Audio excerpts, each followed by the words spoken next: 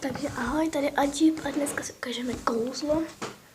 Co k tomu budeme potřebovat? Takže 2 skleničky, nějakou kartu, mám tady tu velkou, a mince, jo? A mince. Tak, jdem na to.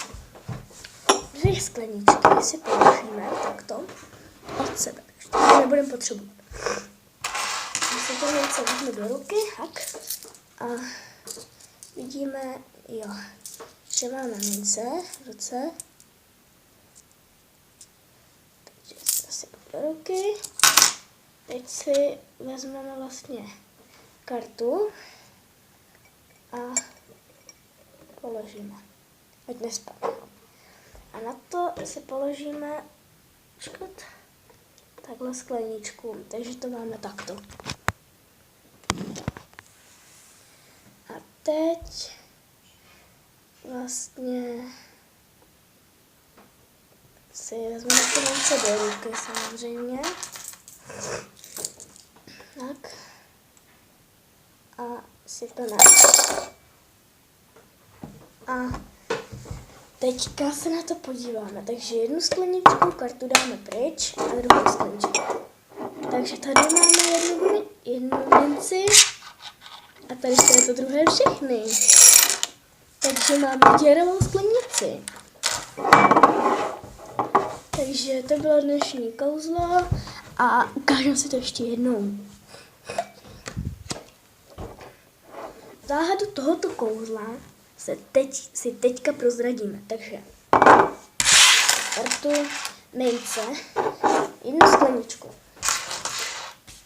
Jak jsme si do ruky sypali mince, tak jak jsem vám ukazovala, tak jsem se potom nenápadně samozřejmě chytla takhle na palec jsem si držela jednu minci. Ne, chci 1 korunu. Takhle. A sypala jsem do druhé ruky. Ještě jednou, pardon. Takže jsem měla takhle mince. Takhle jsem se je tam nasypala. Takhle položila.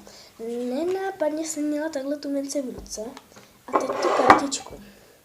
Takhle jsem nenápadně tam vlastně to položila. Takhle. Znova. A potom tu skleničku. A mohli jste si všimnout, že tu minci mám tady.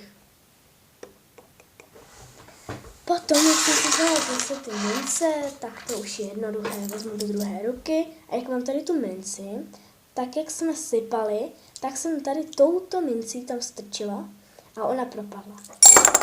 Takže nějak takhle by to mělo vypadat. Takže potom ukažte divákům, že tady máte jednu a tady máte víc.